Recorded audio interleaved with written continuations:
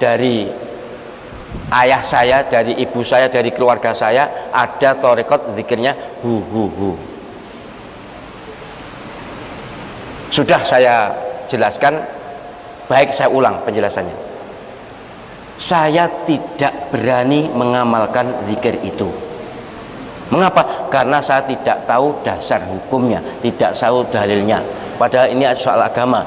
Saya hanya berani kalau soal agama mengamalkan apa yang ada dalilnya, baik dalil nakli maupun dalil akli. Tapi kalau ibadah harusnya dalil nakli, dalil teks nas Al-Quran atau hadis, atau sebenarnya penjelasan para ulama terhadap Al-Quran atau hadis.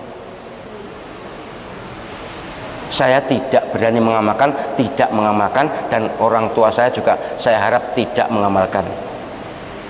Ya sekali masalahnya karena tidak tahu dalilnya, belum tahu dalilnya, dan setahu saya sampai dewasa ini tidak ada dalilnya. Nabi Muhammad SAW dan para sahabat tidak mengamalkan zikir hu hu hu. Wes. Tetapi saya tetap bisa menghargai orang itu, orang yang mengamalkan itu tetap bisa menghargai itu, apalagi kalau sudah dijelaskan. Karena la ilaha illallah dipandang kepanjangan, kurang concern. Allah Allah kurang concern. Yang concern adalah hu hu hu. Wingko ya enek pendapat meneh. Bismillahirrahmanirrahim diringkas di bak diringkas di titik. Ngono ki ya ngarang, padahal titik gak ono mbiyen. Ndak apa-apa. Itu mencari konsentrasi.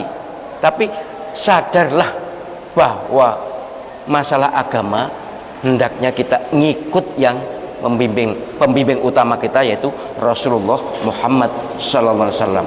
Bimbingan terbaik, teraman, terselamat dalam kaitannya dengan pengamalan agama adalah Nabi Muhammad SAW. Bisa melalui para ulama, asal para ulama itu juga dalam mereka menjelaskan bimbingan Nabi, bukan ngarang sendiri. Kalau ngarang sendiri nanti wilayahnya sudah wilayah berbeda. Muamalah silakan, tapi kalau menyangkut ibadah kok lebih aman, lebih selamat, lebih nyaman kalau pasti jelas bimbingannya. Seperti ini nanti KSS, kuliah solusi spiritual, kan kita explore, kita expose, kita deklarasikan semua yang kita amalkan berdasarkan bimbingan Al-Quran dan Al-Hadis. Yang tidak tentu kita off-kan. Bukan kita anggap sesat, tidak kita anggap bodoh, tidak kita menganggap kafir, tidak. Tapi kita tidak setuju, kita tidak memakai. Itu aja. Yang memakai, monggo, silakan, tentu digali sendiri, dipertanggungjawabkan sendiri. Termasuk zikir yang pakai joget-joget itu, mubeng-mubeng Syekh Jalaluddin Rumi itu. Untuk mencari konsentrasi muter, pernah tahu nggih?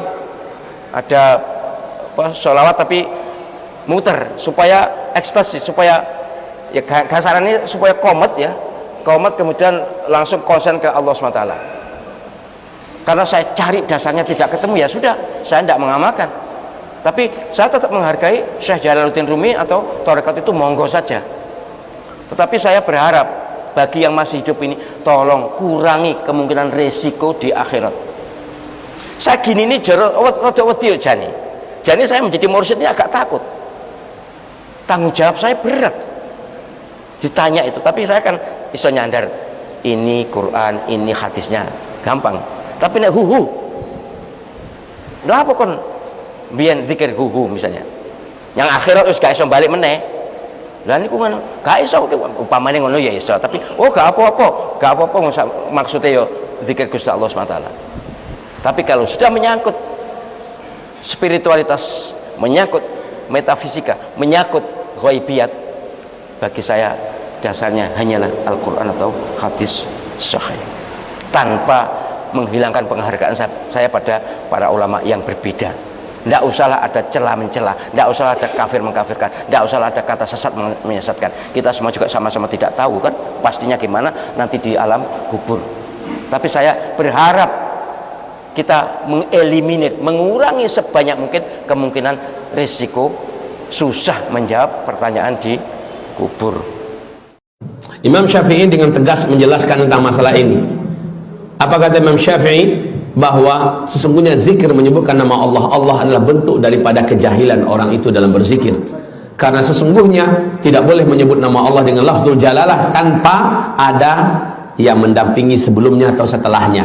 Sebelumnya apa? Contohnya astagfirullah, ada astagfirnya. Atau setelahnya Allahu Akbar, ada akbarnya, ya. Atau subhanallah, ada subhananya.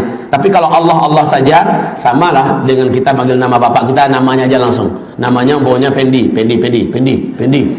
Sama begitu. Tapi ayahku Pendi, ya kan? Bapakku Pendi, ya. Papaku Pendi, kan begitu.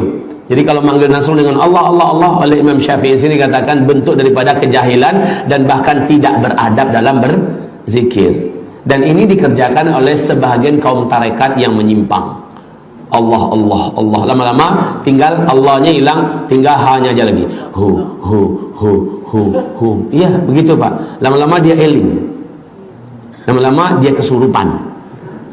Dan ujung-ujungnya dia gila.